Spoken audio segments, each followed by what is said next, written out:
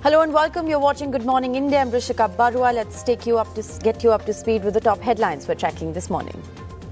After Disha Ravi's arrest, now arrest warrants against two more people. Police say the three accused and others had a Zoom call ahead of the Republic Day violence. The state crosses 4,000 daily cases. This is the state of Maharashtra. Mumbai alone has recorded over 600 cases in the last 24 hours. Worrying news for the state, as only 71 out of 1,926 people took the second dose of the vaccine yesterday. And the big story from Madhya Pradesh, a woman is shamed and forced to walk with her in-laws on her shoulders in the Guna district of the state. Mamata Banerjee unveils Maa Kitchen, under which the poor will get nutritious food for just 5 rupees. The BJP calls it an election stunt. Well, our top story this morning. The Delhi police, which has got climate activist Disha Ravi's custody, has said that Disha and two other activists who have now also been named, in fact, drafted, edited and shared this particular toolkit in question. The police say that the three activists and others held a Zoom meeting before Republic Day to plan a social media buzz on the tractor rally. Disha has been remanded to 5 days police custody. The other two activists, Nikita and Shantanu, are wanted by the police still. Meanwhile, the arrest has been heavily criticized by celebrities as well as opposition parties. The viral image of 22-year-old Disha Ravi being produced in a Delhi court is at the center of rising outrage. From opposition leaders to public figures. In this regime, Mahatma Gandhi and Tilak would have been in jail. Police government vehicle came here at about 1 p.m. with two officials in it. The inspector informed us reporters here that the Delhi police officials were very much in contact with the Sola Devanahalli police station, and that it is only after the interaction did they follow all the legal formalities in order to make the arrest. They also claimed that at the time of her arrest there were women constables present. They used their leverage. But they did not, contrary to legal precedent, get permission from a local court. The Delhi High Court in a 2019 order has said that endeavour should be made to obtain transit remand after producing the arrestee before the nearest magistrate, unless exigencies of the situation warrant otherwise. Questions also over why her own lawyer, the Delhi-based Abhinav Sekhri, could not be present while she was produced in court and instead was given a stand-in government lawyer. There is this cat and mouse game which constantly happens between the police and defense counsels, where defense counsels are never really informed about the time and place where the production will take place. It has several hyperlinks. The police, however, claim they have evidence against Disha and the other two that they are on the hunt for. Mumbai-based lawyer Nikita Jacob and Beat-based activist Shantanu Mulak, an engineering graduate. Both are involved in the global climate movement Extinction Rebellion. Nikita, who police say is missing, has sought anticipatory bail. The police say that all three were crucial in the drafting, editing and sharing of a toolkit document for the farmers' protests. Disha shared this document with Greta Thunberg, climate activist, who then tweeted it. But questions remain, however, on how a document which talks of petitioning local politicians and having a Twitter storm amounts to sedition. The police don't appear to have clear answers, pointing mainly to the involvement of the Canada-based organization Poetic Justice in putting together the toolkit. The founder of Poetic Justice, Mo Dhaliwal, has professed his support of Khalistan. Hence, the police claim the India-based activists are supporting a Khalistani agenda. The agenda was being pushed by Poetic Justice Foundation and its founders Mo Dhaliwal and others. Also today, a new twist, a claim of an ISI link. Peter Fedrick एक ऐसे व्यक्ति हैं जिन्होंने इस plan को बनाया है कि ये हैशटैग किस तरह से रन करने हैं, इसमें किसको टैग करना है और किस प्रकार से इसको आगे बढ़ाया जाए. Now held at the cyber cell in Dwarka, Delhi, Disha is being questioned. With Sonakshi Chakravarti, Pooja Arya and Azam Siddiqui, Meher Pandey for NDTV. Well, if you're wondering what is this entire toolkit probe all about, Sanket breaks down the details for you. So the Delhi police has created a mesh of its investigation called the Toolkit Investigation, and it all started with this. Greta Thunberg's tweet where Greta Thunberg, the environmental activist, had access to the toolkit. She tweeted in favor of the farmers, and she also tweeted out a toolkit. In that toolkit, and during this investigation, that's where the investigation started, the police also came across Mr. Peter Friedrich. He is named as an influencer in this very toolkit. He is accused by the police of links with Bhajan Singh Bhinder. Bhinder, according to the police, is associated with the ISI's K2 desk. K2 means Khalistan as well as Kashmir desk of the ISI. Now, in their investigation, they reached their next step, where there were two more characters, two more people, Shantanu Muluk as well as Disha Ravi. Disha has been arrested, Shantanu, the search is still on. So Shantanu has been accused of creating that toolkit.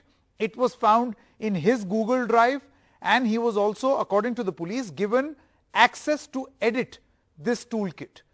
Against Disha Ravi, the charges are that she also co-created the toolkit. It was found in the Google Drive that was co-created, and she was also given access to edit this toolkit. In fact, there is a phone which the police has accessed, in which the police claims that they have got incriminating information about the entire plan.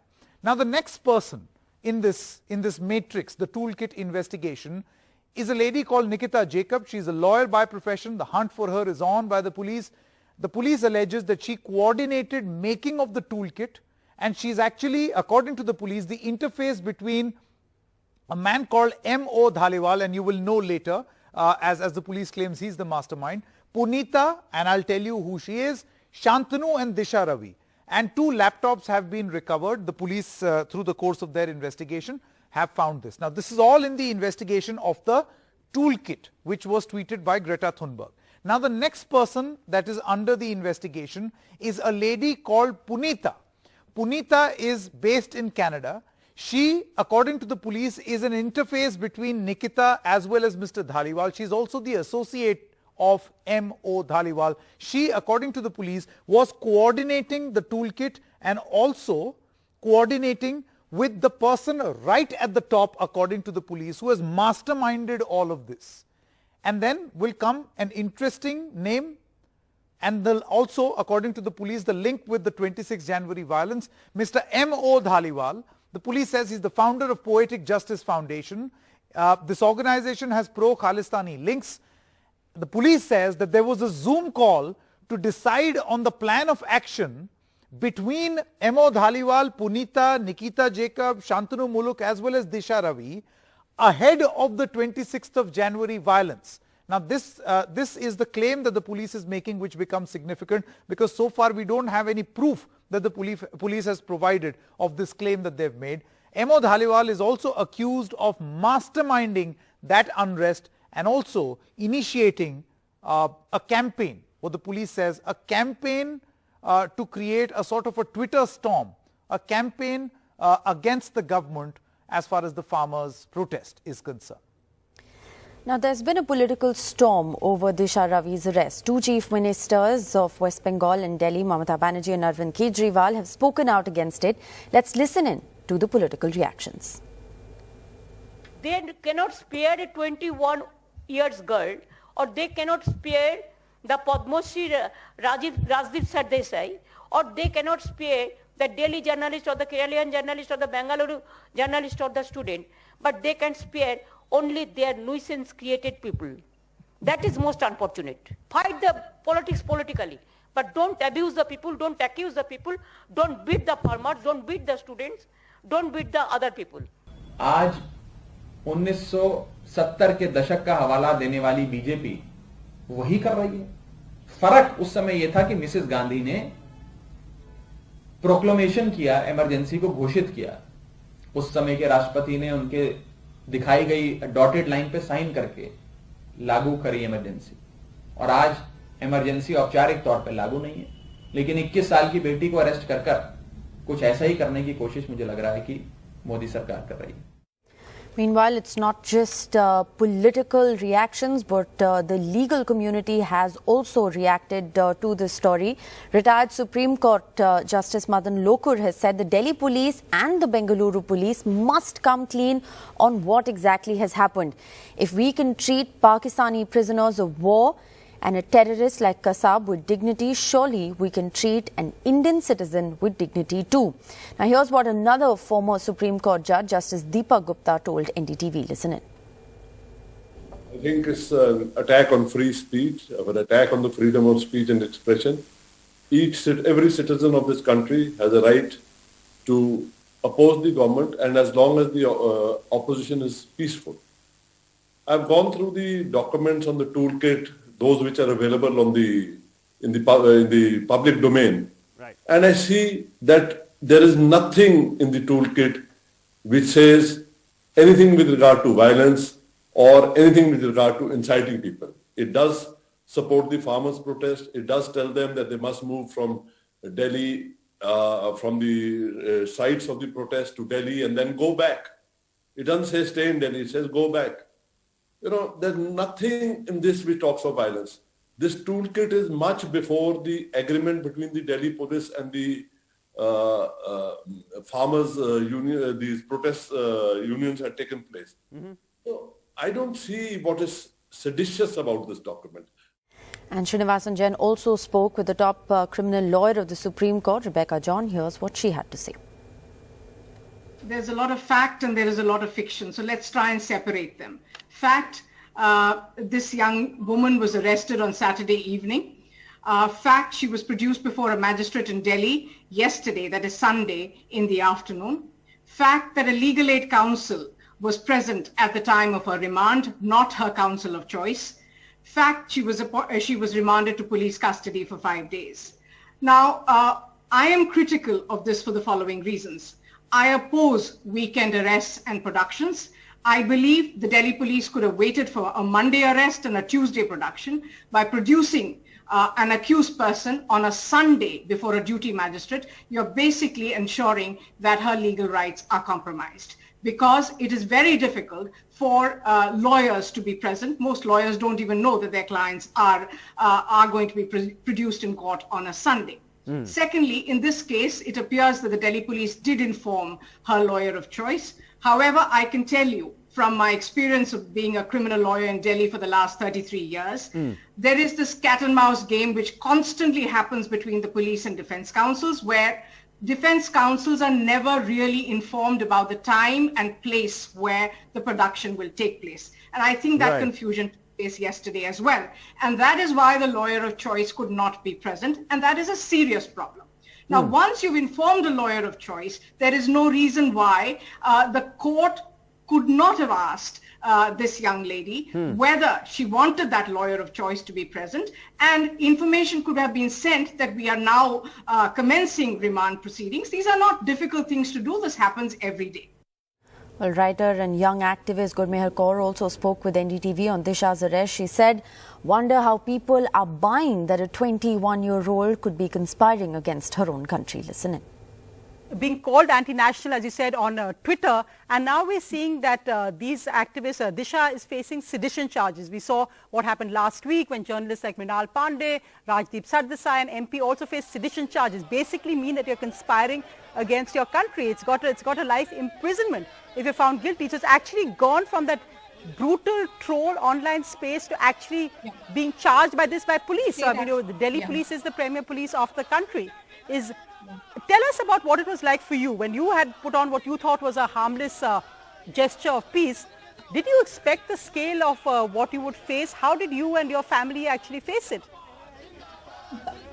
Absolutely not. I think at that point you could say whatever you wanted to say. You know, peace activism for me didn't start in 2017. I'd been involved in it for a very long time without backlash. But then after that, what we faced, we could not have predicted at all. And I think what really happened after what happened to me and the way and the things that I had to go through, with Disha, it's way worse. And I deeply sympathize with her, with her family, with her friends, and the trauma that she's going through. With us, it felt like, with me, it felt like the end of the world. And even now when I look at what's happening on the TV screen, it brings back such images of trauma, with reporters in your face asking you about how you've conspired against your country, how you're an anti-national, you know, somebody putting a sedition charge on you for being a climate activist, for standing in support with farmers, for standing in support with the people of this country, for a people's movement. Now the state has taken a 21-year-old girl, had, you know, moved her from her city, Bangalore, brought her to Delhi, and is telling her that she's conspiring against her own country. I genuinely wonder, how are people buying it?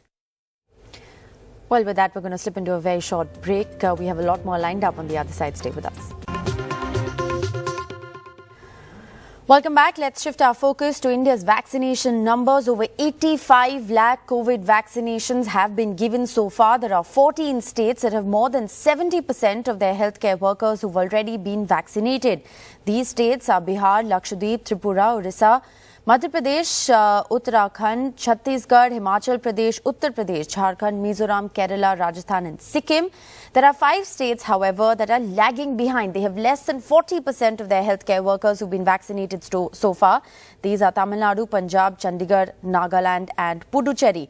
Now, Dr. Harshvardhan, meanwhile, has said in his briefing that persons above the age of 50 will be vaccinated from next month.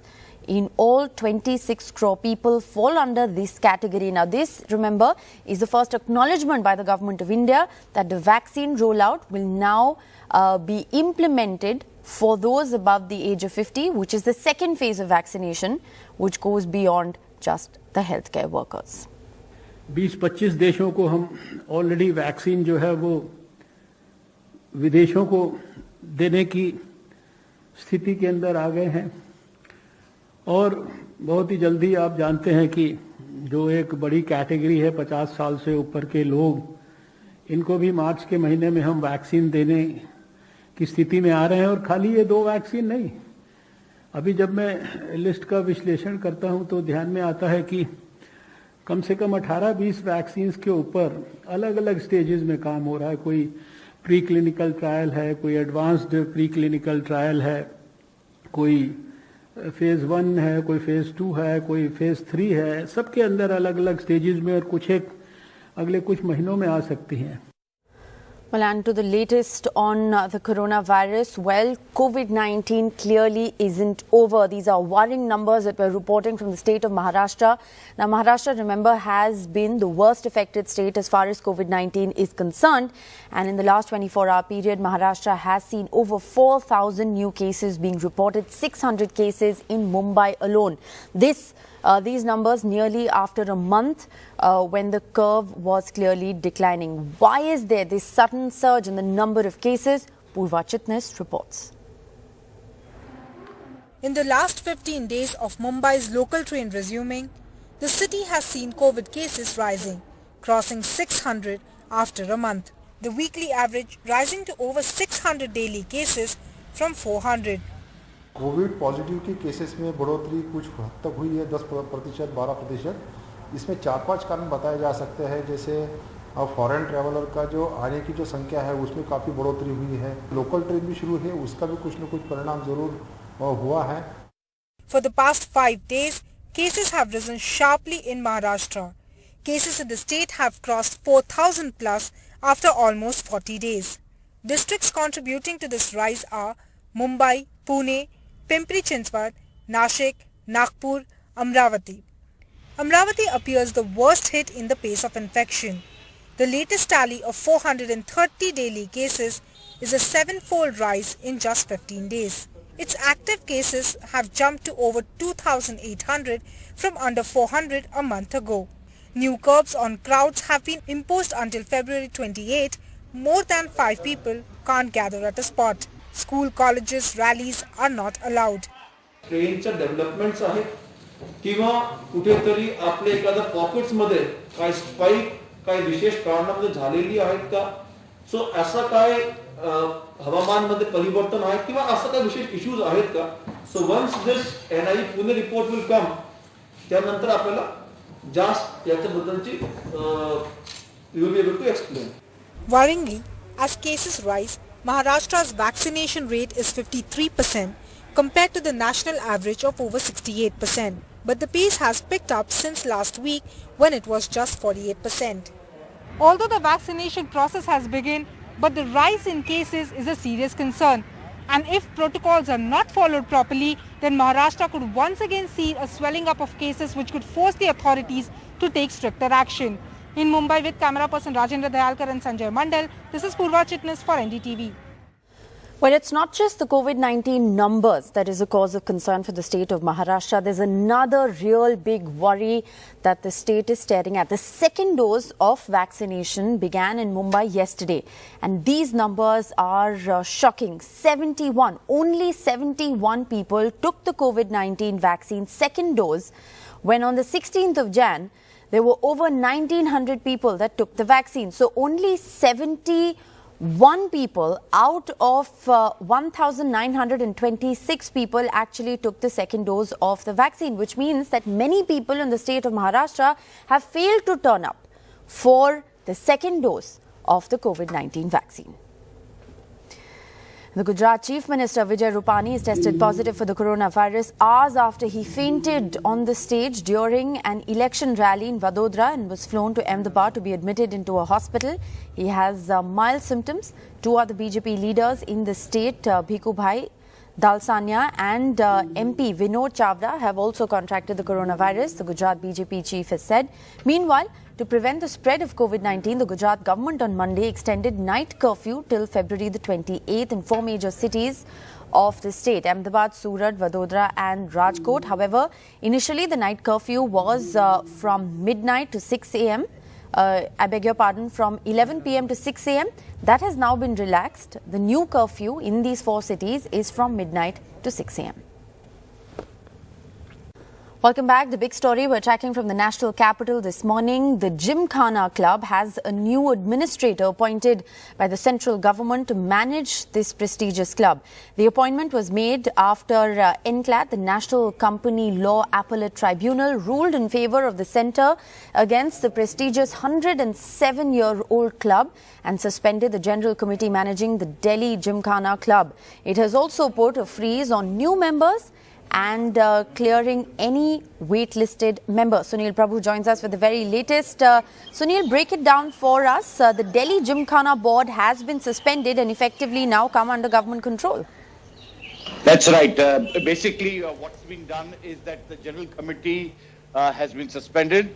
The National Company Law Appellate Tribunal, the highest body in terms of taking a decision in this regard, except of course they can move to the Supreme Court or the High Court respectively, has ruled in favor of the centre to appoint an adjudicator, basically an officer on special duty who has been appointed to look after the day-to-day management of the club.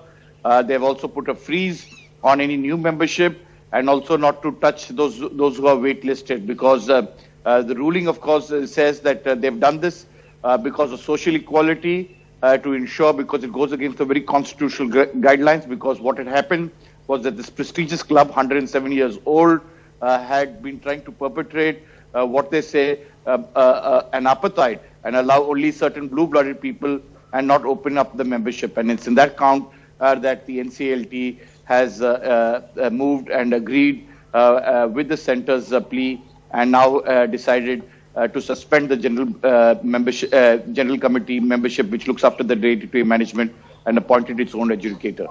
One quick question: what happens to existing members, and what happens to those who have applied for membership and are on the wait list?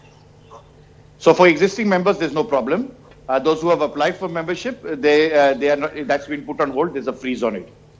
All right. Appreciate you, Sunil, for joining us with the very latest. The Ministry of Corporate Affairs has appointed Manmohan Juneja now to the post to oversee the affairs of the club. We'll keep a close watch on all these developments. Let's now shift our focus to Madhya Pradesh, the big story that we're tracking. A woman was shamed and forced to walk with her in-laws on her shoulders, carrying her in-laws on her shoulders. Now, this is not the first time that such a horrific incident has been reported from Madhya Pradesh. In July last year and in April of 2019, 2 women were similarly humiliated in an utterly barbaric and horrific incident in Madhya Pradesh's Guna district. Here are pictures of a tribal woman who was forced to carry a member of her husband's family on her shoulders and walk for 3 kilometers. A video of the incident, which has been widely shared online, shows the woman labouring as villagers armed with sticks and cricket bats march alongside, some grinning and enjoying her humiliation. Some even hit her with the sticks and the bats when she slows down. This incident took place between Sagai and Banskhed village of the Guna district. The police have said that the case has been registered and 4 accused have been arrested so far. Well, absolutely shocking story. We'll keep a close watch on that investigation. Meanwhile, actor Sandeep Nahar was found dead at his Mumbai home on Monday, the police said, adding that they're investigating whether it was a case of death by suicide. The police said the actor posted a video on his official Facebook profile page before he was found dead. Nahar, who was in his 30s and starred in films like Akshay Kumar's Kesari and Sushant Singh Rajput starrer MS Dhoni, The Untold Story, was found unconscious at his flat in suburban Goregaon by his wife Kanchan and friends, who took him to the SVR hospital. Doctors at the hospital declared him dead on arrival. This, of course, is a tragic story that we are in fact tracking from Mumbai. शाम को Goregaon police को खबर मिली कि एक संदीप नाहर नाम के आदमी ने सुसाइड किया है। जब हमें पता चला तब हमने उसको इमीडिएटली हॉस्पिटल में शिफ्ट किया हुआ है। अभी उसका पीएम होने के बाद में हमको इसका एग्जैक्ट कॉज ऑफ डेथ पता चलेगा। जब जो प्राइमरी इन्फॉर्मेशन हमें मिली है उसके हिसाब से उनकी वाइफ ने इसे बताया हमें कि जब वो उनका दरवाजा खोल नहीं रहे थे तब उन्होंने वो जो घर के मालिक है वो और कारपेंटर की हेल्प से जब दरवाजा खोला, दरवाजा अंदर से बंद था, वो खोलने के बाद में उनको उनकी जो बॉडी है वो एक बेडशीट में हैंगिंग कंडीशन में उनको दिखी थी।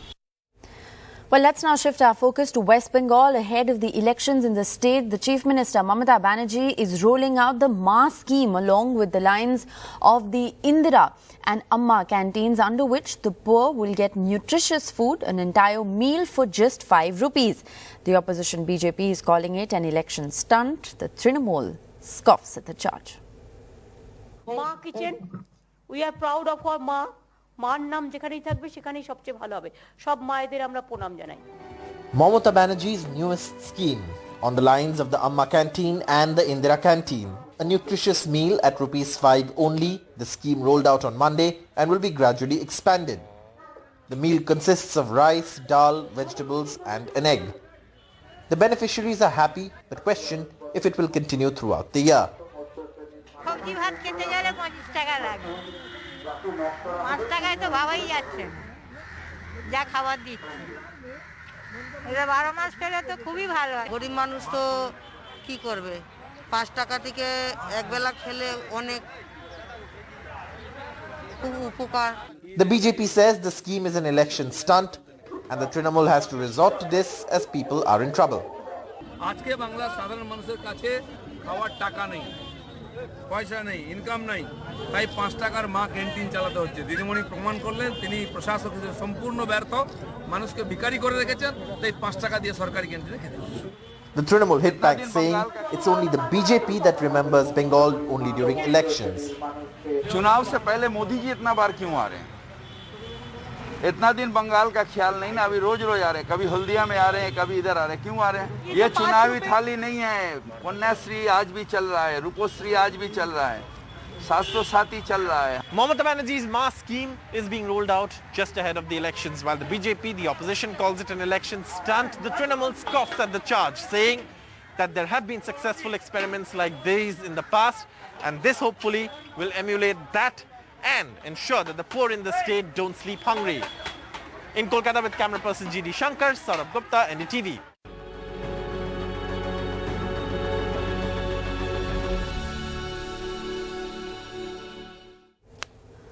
Well, almost 3 months since the farmer agitation began on Delhi's borders, the crowds now are beginning to thin. With the talks between the government and the farmers hitting a deadlock, is the farmers' agitation losing steam? Akshay Dongre brings us this report.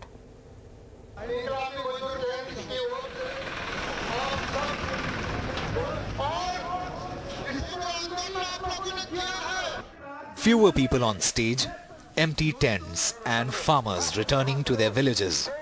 On the 82nd day, there are about half the crowds there were a month ago.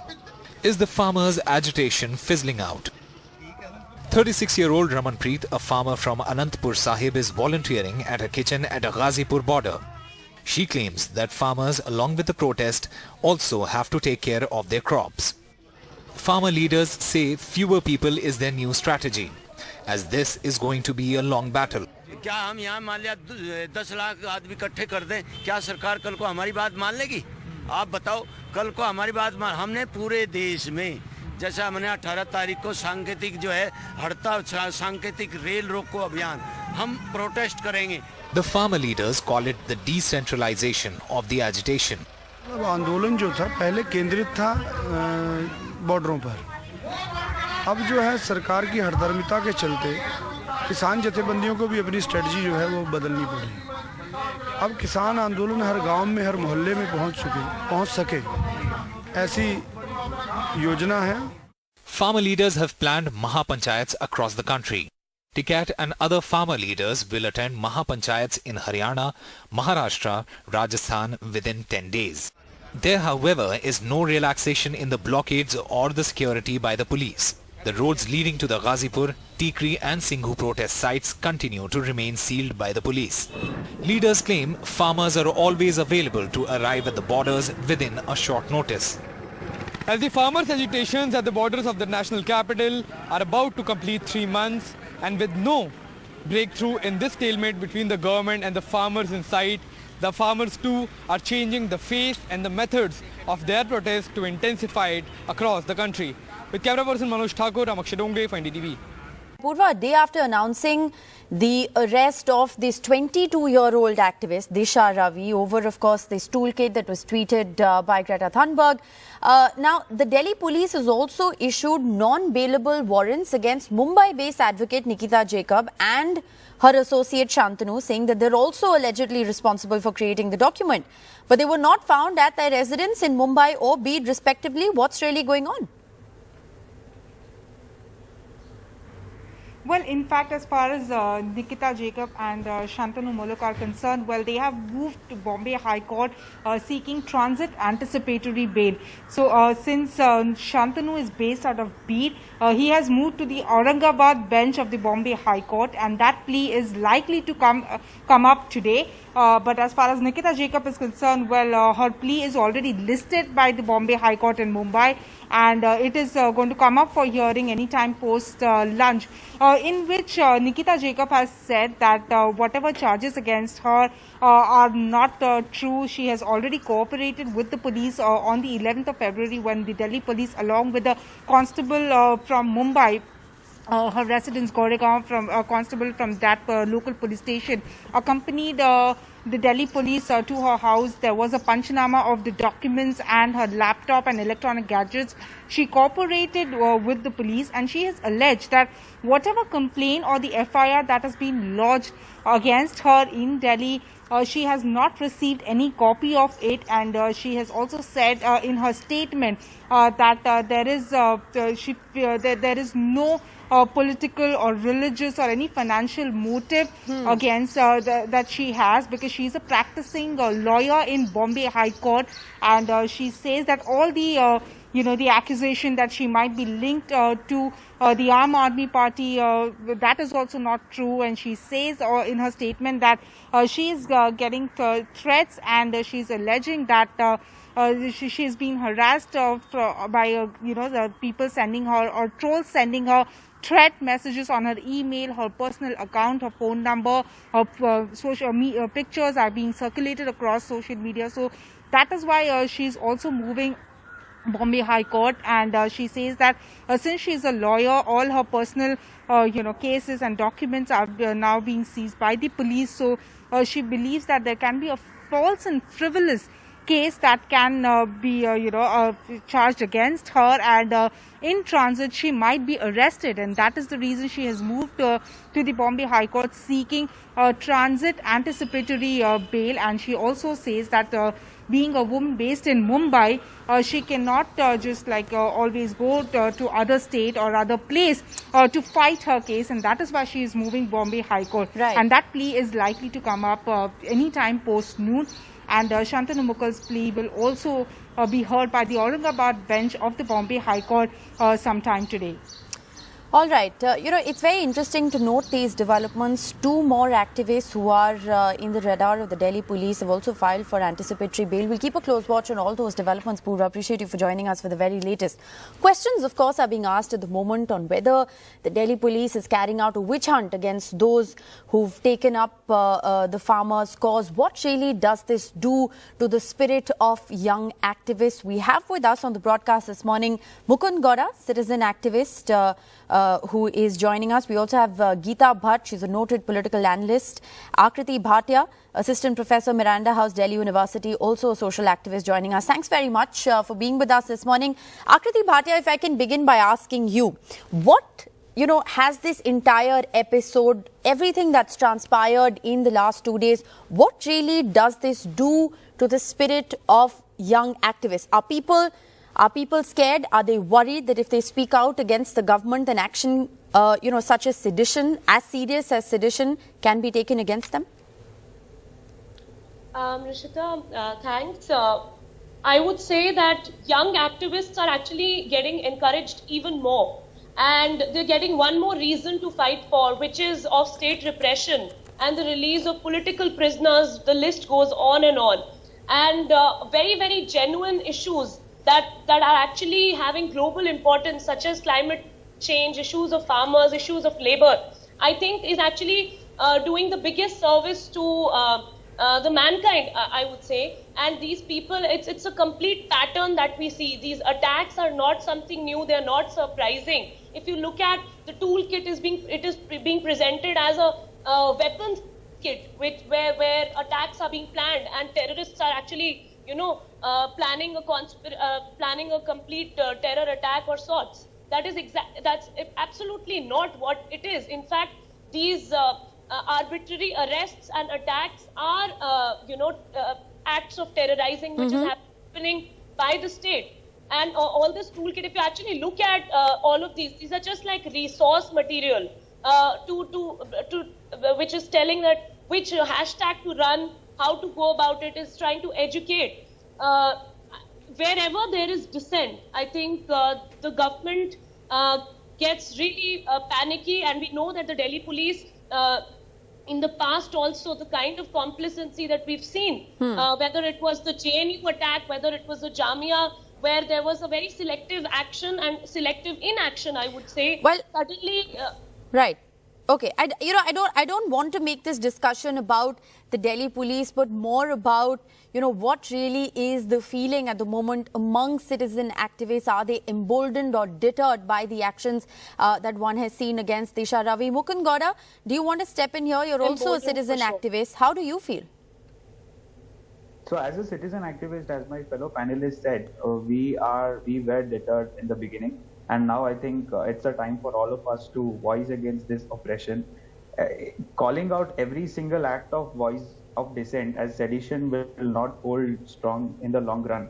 I think the government has already done its part by calling out Greta Thunberg when she had stepped into tweetathon, and now they want to reduce our voices and silence us, the Indian and the young fighters here, young activists, and that is the reason they are doing. It's not only in it has happened here locally in Bangalore also.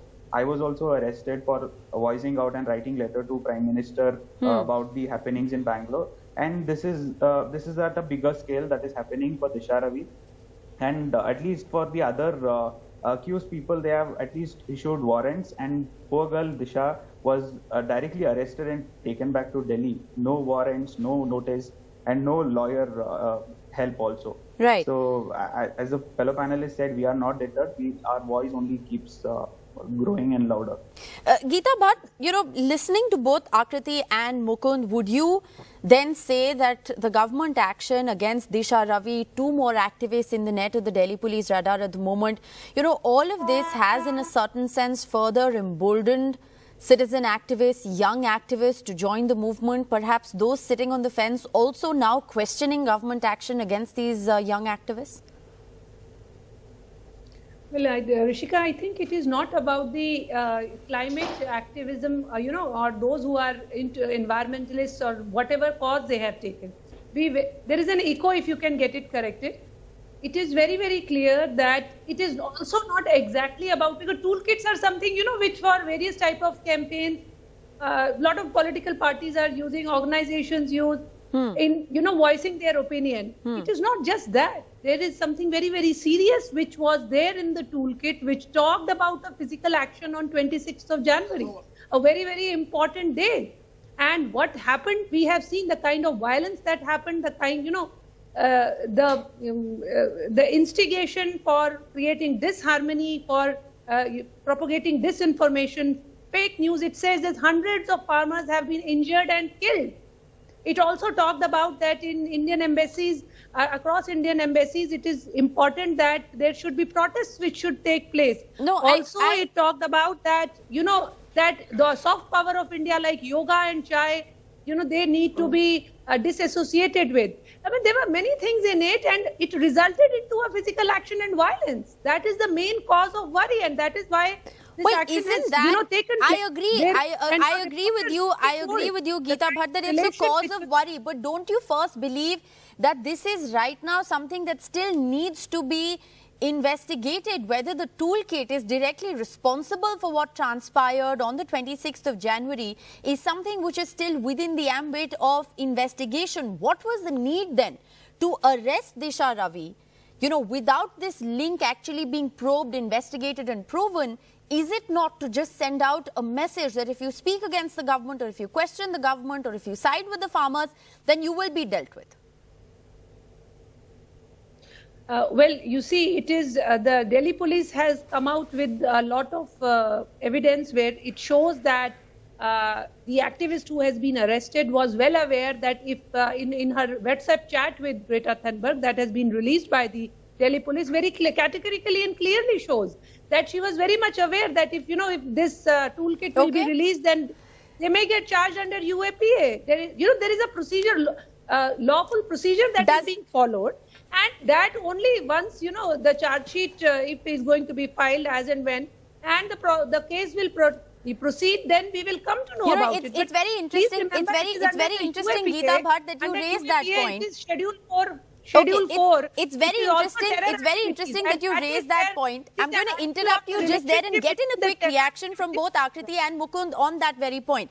Akriti Bhatia, is it now the rule that young activists are perhaps at some level scared or even prepared that they will be dealt with, charges under UAPA or sedition could be slapped against them if they question the government? Because what this conversation that Geeta Bhatt is talking about could also just point to the fact that here's a 21-year-old girl who's scared about her actions or is scared about being dealt with under certain stringent provisions of the law.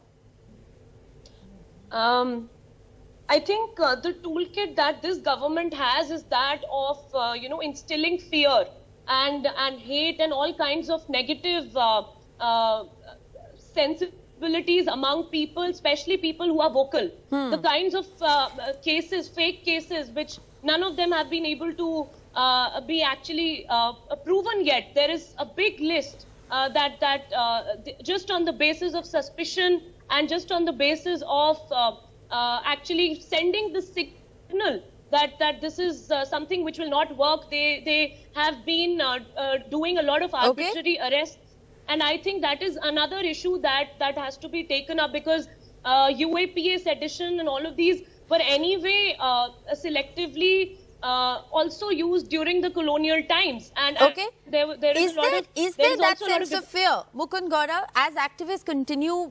Many of you say that you've actually been emboldened by these actions, but is there that sense of fear? Yes, obviously, as the fellow panelist was telling, they are using this UAPA very selectively. And we have seen in the recent past, UAPA is not invoked in many instances where dangerous things have happened recently in India. And this sense of fear will slowly transcend into such states that activists will go fake. Activists will not use proper names, proper pictures, and they will continue this activism without proper names and identity. And if that happens, the government will not be able to even identify where it started and where it is ending. And this is just going to open another phase of citizen activism, and the government will have to face a lot of trouble in that cases. Well, now, of course, as we continue to track, the legality of this arrest, we'll also track the political reactions. This is an apparent fallout of what has happened with Disha Ravi's arrest as well. What does it do to the spirit of young activists? Thank you all very much for joining me on this extremely important discussion this morning. We'll keep a close watch on all these developments. We're going to slip into a very short break at this moment. Welcome back. Over 85 lakh people have been vaccinated against the coronavirus in India. 14 states have more than 70% of their healthcare workers already vaccinated. Among these 14 states are important states like Bihar, Madhya Pradesh, Chhattisgarh, Himachal, Uttar Pradesh, Mizoram, Kerala, Rajasthan, Sikkim.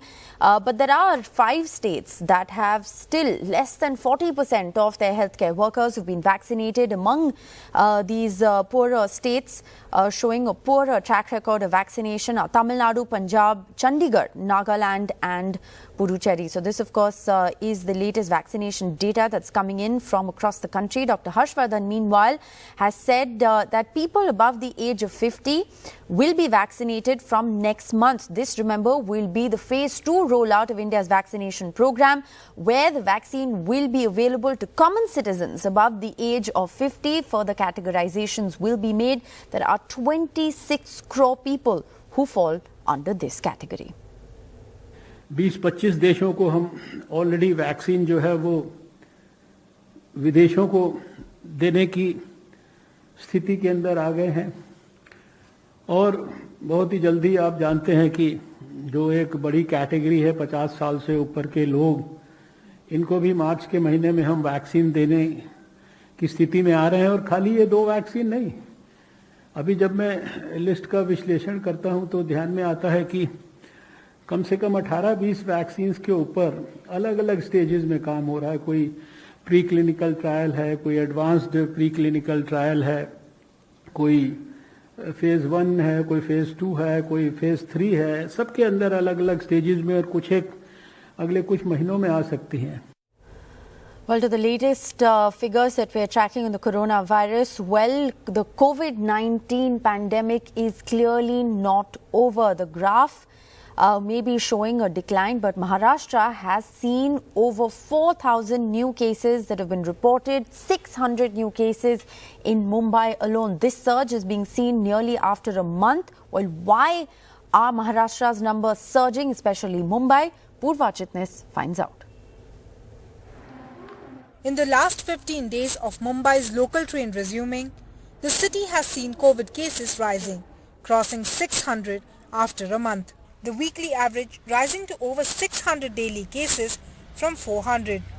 Covid positive की cases में बढ़ोतरी कुछ हद तक हुई है, 10%, 12%। इसमें 4-5 कारण बताए जा सकते हैं, जैसे अब फॉरेन ट्रैवलर का जो आने की जो संख्या है उसमें काफ़ी बढ़ोतरी हुई है। लोकल ट्रेन भी शुरू है, उसका भी कुछ न कुछ परिणाम जरूर हुआ है। For the past 5 days, cases have risen sharply in Maharashtra. Cases in the state have crossed 4,000 plus after almost 40 days. Districts contributing to this rise are Mumbai, Pune, Pimpri-Chinchwad, Nashik, Nagpur, Amravati. Amravati appears the worst hit in the pace of infection. The latest tally of 430 daily cases is a 7-fold rise in just 15 days. Its active cases have jumped to over 2,800 from under 400 a month ago. New curbs on crowds have been imposed until February 28. More than 5 people can't gather at a spot. School, colleges, rallies are not allowed. ट्रेनच्या developments आहेत किंवा कुठेतरी आपल्या एखाद्या pockets मध्ये काय spike काही विशेष कारणामध्ये झालेली आहेत का? सो असं काय हवामानमध्ये परिवर्तन आहे किंवा असं काही विशेष इश्यूज आहेत का? So once this NI Pune report will come, त्यानंतर आपल्याला जास्त याच्याबद्दलची you will be able to explain. Worryingly, as cases rise, Maharashtra's vaccination rate is 53% compared to the national average of over 68%. But the pace has picked up since last week when it was just 48%. Although the vaccination process has begun, but the rise in cases is a serious concern. And if protocols are not followed properly, then Maharashtra could once again see a swelling up of cases which could force the authorities to take stricter action. In Mumbai with camera person Rajendra Dayalkar and Sanjay Mandal, this is Purva Chitnis for NDTV. Well, the rising numbers is not the only cause of concern for the state of Maharashtra. Here's another real big worry staring at the state. The second dose of the vaccination began in Mumbai yesterday, and these figures are startling. Only 71 people out of 1,926 people appeared to take the second dose of the coronavirus vaccine. On the 16th of Jan, when the first dose was administered, there were 1,926 people who took the vaccine. And those people are now eligible for the second dose, but only 71 of the over 1,900 turned out, which essentially means that people have not turned out for the second shot. Well, Sohit Mishra joins us with the very latest. Sohit, these numbers are extremely alarming. Only 71 of the over 1,900 actually turned up for the second dose of the vaccine. What explains this decline in numbers? Well, that's right. This is a very shocking number that only 71 healthcare workers got the second dose of the COVID-19 vaccine on Monday, which was the first day of BMC's drive for this category. As you said, on January 16th, the day of the first phase of the vaccination drive began in Mumbai. 1,926 healthcare workers got the first dose. However, when we are trying to understand that what was the reason that there has been such low number of people who are coming out and getting the second dose, the BMC says that the low number of beneficiaries is because of the technical problem with the COVID portal, due to which all beneficiaries who turned up at the vaccination centers could not be vaccinated. Now, this is what the BMC is saying, but it would be very important to understand that was this the only reason. So, out of the 1926 vaccinated people on January 16th, that only 71 of those were able to get their names in the COVID portal. What about the rest? This is one big question that is being asked. Secondly is, what is the BMC going to do now to ensure that these people, the other remaining people, come and get the vaccine? Because remember, these are the healthcare workers who have been working since day one when the entire COVID pandemic began. And that is why it was decided that they will be the first one to get the vaccine as well. But since only 71 healthcare workers have been out on the first day, it would be very important to see that what happens next. Is the COVID app the only issue due to which these people are not being vaccinated, or is there any other issues as well? And what will the BMC do next? What will happen, and how will they ensure that the remaining people come and get the vaccine would be very important to see. And it would be also important to see that on the second day, how many people actually come out and take the vaccine.